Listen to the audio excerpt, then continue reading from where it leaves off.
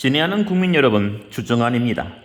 오늘은 전희인 송도의 간증을 여러분과 함께 나누겠습니다. 딱딱하고 차갑게만 느껴지는 기계의 공구들, 나는 20여 년 이상을 이 공구들과 함께 지내왔다. 그래서 내게는 이런 공구들이 친구처럼 영혼이 있는 것처럼 느껴진다. 주변에서 이런 나를 공구업계의 간판 기업인이라고 부른다. 이러한 호칭은 긴 세월 오직 한 길만을 걸으며 최선을 다해 뛰어온 내 삶에 대한 작은 보답일 것이다. 나는 한국교세라 전공이라는 회사를 운영하고 있다. 우리 회사는 일본의 교세라라는 그룹과 내가 창립했던 한록물산이라는 회사가 합작해서 만들어졌다. 일본의 교세라는 한때 축구선수 박지성이 소속되어 있던 퍼플 상가를 운영하는 그룹으로서 첨단 사람이 필요한 각종 부품을 생산하고 있다. 우리 회사는 일본 교세라와의 합작 투자를 통해서 생산된 물품을 국내와 해외에 판매하고 있다. 회사를 처음 방문한 사람들은 종종 우리 회사가 기업이라기보다는 교회와 같다는 말을 하는데 어느 정도 그런 면이 없지 않다. 월요일마다 180여 명의 직원들이 모여 예배를 드리는 것은 물론이고 기독교적인 프로그램이 모든 일과에 포함되어 있기 때문이다. 그러나 나는 이런 기독교적인 분위기야말로 우리 회사를 무한 경쟁 시대에서 살아남게 했을 뿐만 아니라 계속 발전하게 만든다는 원동력이 되었다고 믿는다. 나는 초등학교 4학년 때 처음 교회에 나가기 시작했다. 당시 어머니가 권사님이셨는데 교회에 가지 않으면 심하게 꾸중하셨기 때문에 처음에는 어쩔 수 없이 교회에 갔다. 그러나 몇 번 가다 보니 교회에서 나눠주는 과자를 받아먹는 것과 또래 친구들과 어울리는 것에 재미를 붙였다. 그렇게 멋모르고 교회에 다니다가 고등학교 3학년 시절 진로 선택을 앞두고 있을 즈음에 진정으로 하나님을 만나게 되었다. 대학 입시를 준비하면서 어떤 전공을 택해야 하나 고민을 하고 있던 차에 교회에서 신앙 강좌를 드린 것이다. 연세대학교에 계신 철학박사 김영석 교수님이 강사로 오셨는데 그때 들었던 그분의 말씀 가운데 하나가 머릿속에서 박히면서 내 삶의 중요한 지표가 되었다. 공부하기 바쁜 고 3학년생들이 신앙 강좌에 와줘서 고맙습니다. 그런데 여러분들은 지금 무엇을 위해 공부를 하고 있습니까? 좋은 대학에 가려고 공부합니다. 그렇다면 좋은 대학에 왜 가려고 합니까? 부모님이 원하시고 남들보다 좋은 직장에 갈 수 있으니까요. 좋은 직장에 가서 그 다음은 어떻게 되나요? 좋은 사람이랑 결혼도 하고 남들 버스 탈 때 자가용도 탈 수 있잖아요. 여러분이 지금 밤새워가며 열심히 공부하는 이유가 겨우 남들 버스 탈 때 자가용 타기 위해서입니까? 우리는 이 세상에 우연히 태어난 게 아니라 하나님의 분명한 목적이 있었기에 태어나게 된 것입니다. 하나님의 존재에 대해, 자신의 가치에 대해 다시 한번 깊게 생각해 보십시오. 교수님이 하신 말씀들이 내 가슴에 큰 질문으로 와 닿았다. 과연 내가 이 땅 위에 던져진 이유는 뭘까? 오랫동안 교회에 다니면서 한 번도 생각해 본 적이 없던 문제에 대해 깊이 고민하게 되었다. 하나님이 정말 계신다면 이 세상을 창조하시고 나를 창조하신 그분은 대답을 가지고 계시지 않을까? 하나님, 나와 보세요. 하나님이 나를 이 세상에 보내신 이유를 알게 해 주십시오. 그때부터 나는 간절하게 하나님을 찾았다. 열심히 성경도 읽고 설교도 듣고 다른 사람들을 붙잡고 물어보기도 했다. 통화가는 시간이 30분, 40분 정도 걸렸는데 매일 아침 저녁으로 길을 걸으면서 오직 그것만 생각했다. 그러나 예수 알아봐도 답은 나오지 않았고 하나님도 안 계신 것 같았다. 마침 그 무렵 어머니가 다른 교회에서 하는 부흥회를 다녀오셨다. 어머니는 그 부흥회에서 뜨거운 성령 체험을 통해 하나님의 인재를 깊이 체험하고 오셨다.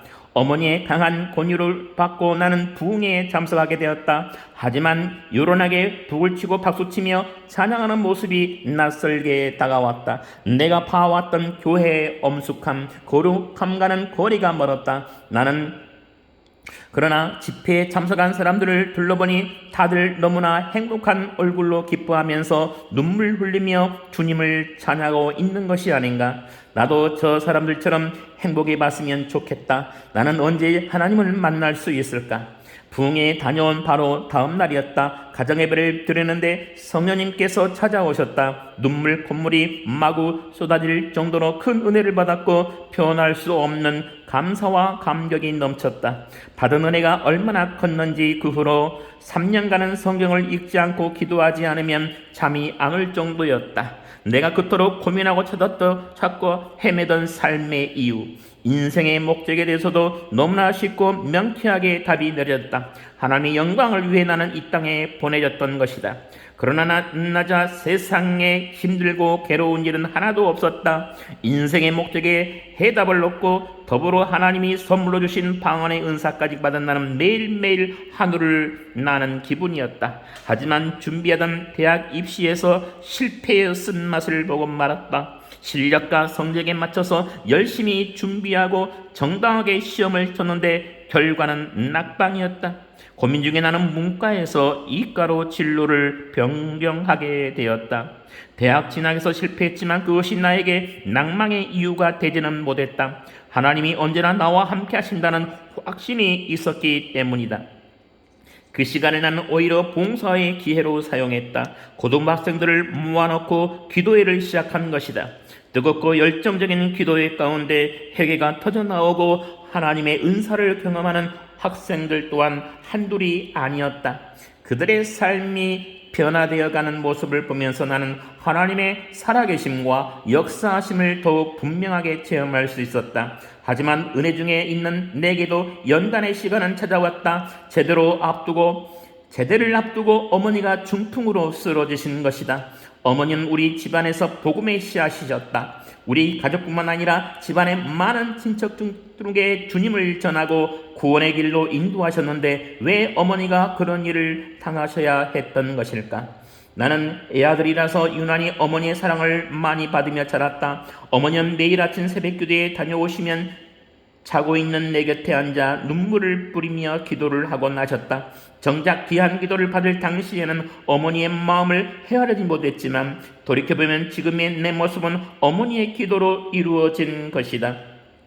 어머니의 아픔을 옆에서 지켜봐야 하는 나는 마음의 고통이 컸지만 그 시기를 통해서 신앙이 많이 연단되었다. 이제 본격적으로 하나님이 나에게 어떻게 기업 경영에 대한 비전을 주셨는지에 대해 나누고자 한다. 당시 나는 현대 자동차에서 근무하고 있었는데 독립을 내서 개인 회사를 운영해보고 싶은 바람이 있었다. 하지만 내 부와 명예를 위해서가 아니라 하나님의 존재가 드러나고 그분이 영광을 받는 그런 회사를 운영하고 싶었다.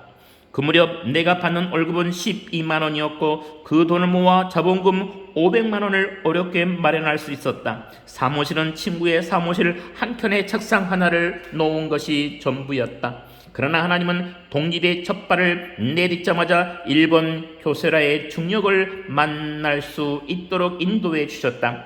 현대 자동차에서 근무할 당시 나는 일본에서 연수를 받은 적이 있기 때문에 어느 정도 일본어를 구사할 수 있었다. 사업에 관한 이야기를 나누는 가운데 하나님께서 그의 마음을 움직여 주셨던 것 같다. 그분은 나를 보는 순간 어려운 상황에서 일을 시작했던 초창기 시절 자신의 모습이 떠오른다면서 대리점 하나를 허락해 주셨다. 그리고 그 작은 대리점이 23년 후 한국 교세라 전공 기업을 이룬 기초가 되었다. 빈손으로 하나님만 믿고 시작한 기업. 두려움은 없었지만 어려움은 많았다. 최선을 다한 결과 이익이 조금씩 늘어났지만 자금이 없는 것이 문제였다. 그럴 때마다 하나님은 나와 거래하는 사람들의 마음을 움직여서 나의 일을 도와주게 하셨다. 단 2번 얼굴을 본 적이 고장이었던 사람이 믿을 수 없을 만큼 큰 액수의 자금을 빌려준 적도 있었다. 하나님이 하시지 않았다면 불가능한 일이었다. 그런 사건을 경험할 때마다 이 기업이 하나님의 것이고 하나님이 운영하시고 계신다는 확신이 커졌다. 회사의 친구가 한 명 한 명 늘어날 때마다 나는 그들에게 이러한 사실을 반드시 알려주곤 했다. 여러분, 이 회사는 하나님의 회사입니다. 내가 하나님의 룰을 따르지 않는다면 여러분들은 나의 룰을, 규칙을 따르지 않아도 좋습니다. 그리고 이와 같은 회사의 가치관을 따르는 친구들과 함께 일을 해 나갈 때 매년 작지만 지속적인 성장을 이룰 수 있었다. 그러던 중 지금의 한국 교수라 전공을 잊게 한 큰 갈림길을 만나게 되었다. 다시 한번 자금의 압박에 시달린 무렵 처음 나에게 대리점을 허락했던 교사라의 중력이 한 가지 제시를 해왔다. 한국의 교사라의 지사를 만들어 보는 게 어떻겠나. 일본에 가서 본사의 회장을 만나보게. 결국 나는 일본에 건너가서 교세라 기업의 회장과 인터뷰를 했다. 인간적으로 생각하면 한국 지사를 허가받기 위해 그의 마음에 들도록 온갖 비유를 맞춰야 하는 상황이었다. 당신, 우리 회사를 위해서 생명을 놓을 수 있겠나?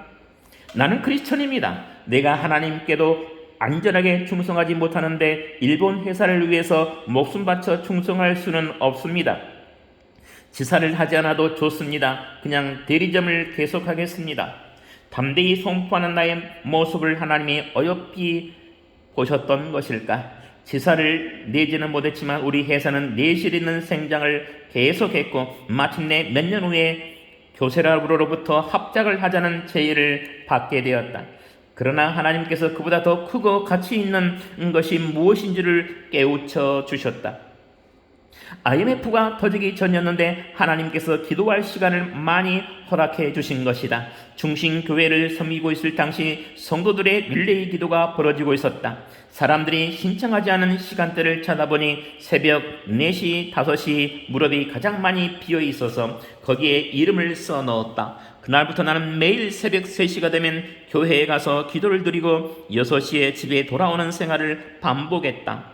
IMF의 여파가 거셌지만 다행히도 회사에는 큰 충격이 미치지 않아 내가 하나님을 잘 섬긴다고 생각하며 안심하고 있었다. 그런데 언제부터인가 기도만 하면 하나님께서 나를 꾸짖으시는 것이었다. 내가 너에게 공동체를 주지 않았느냐? 사람을 주지 않았느냐? 너는 그 사람들 영혼을 구원했느냐? 기도 시간 내내 하나님은 계속 그 말씀으로 나를 추궁하셨다. 하나님, 저는 직원들에게 해줄 것은 다 해주었습니다. 복음도 충분히 전하고 기회도 주었습니다. 제가 더 이상 뭘 어떻게 합니까? 내가 바란 것은 그게 아니란다. 물질적인 복이 아니라 영혼을 구원하는 일에 힘써야지. 영생이 중요한 거지 물질이 중요한 것은 아니지 않니? 회개가 터져나왔다. 그때부터 우리 회사의 패러다임이 바뀌게 되었다. 회사를 통해서 직원들의 소망 자체가 바뀌어야 한다는 생각을 하게 된 것이다. 얼마나 이익을 내고 얼만큼 성장하는지가 중요한 것이 아니었다. 먼저 크리스천 본부장들을 불러 회사 전체가 같이 훈련하고 기도하고 비전을 공유하는 데서부터 변화를 모색해 했다. 말하자면 교회에서 리더들을 세우듯 임원들에게 제자 훈련을 시킨 셈이다. 그때부터 회사의 조직이 교회 조직과 비슷하게 바뀌었다. 회사 내에 사역팀을 만들고 구역을 나누어 15개의 공동체를 만들었으며 업무 시간 중에 기도 시간을 만들었다. 직원들이 입사할 때 기독교 회사임을 천명했지만 사실 이런 변화가 있기 전까지는 180여 명의 직원 가운데 크리스천은 40명에 불과했다. 회사의 패러다임이 바뀌고 160명의 직원들이 자연스럽게 하나님의 임재를 체험하면서 주님을 알게 되었다. 스트레스를 받기 쉬운 직장 내에서 서로를 공동체로 인식하고 삶을 나누며 아픔을 보듬다 보니 회사의 분위기도 바뀌고 섬김의 모습이 나타났다. 우리 회사를 찾는 사람들은 하나같이 입을 모아 얘기한다. 한국 교세라 전공은 뭔가 달라도 다르단 말이야. 교세라는 세계적인 기업으로 전 세계에 7, 80개의 지사를 두고 있다. 1년에 2차례씩 세계 각국의 결산 회의를 할 때면 우리의 성과를 보며 모두들 우아함을 금치 못한다. 이에 대해 내가 말할 수 있는 비결은 단 하나이다. 하나님이 우리를 지켜주시고 우리가 그분을 믿기 때문이라고. 교회에 못지않는 회사, 아름다운 사랑의 공동체, 바로 그런 기업을 만드는 것이 나의 꿈이고 그 꿈은 지금 이 순간에도 계속 이루어지고 있다. 감사합니다. 주정환이었습니다.